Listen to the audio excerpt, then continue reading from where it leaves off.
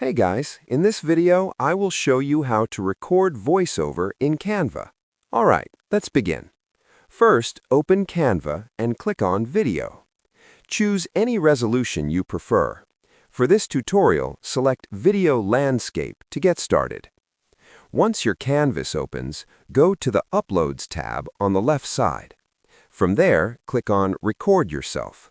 You will see an option called Record Voiceover.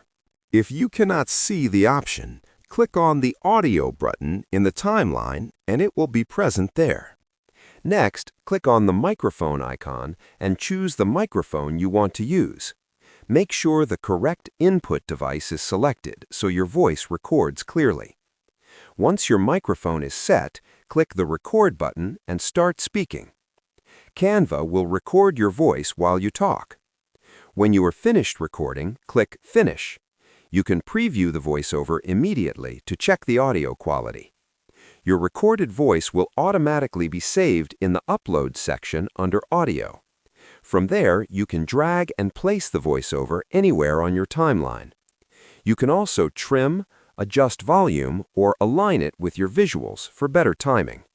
So that's basically how you can create voiceover in Canva. That's it for this video.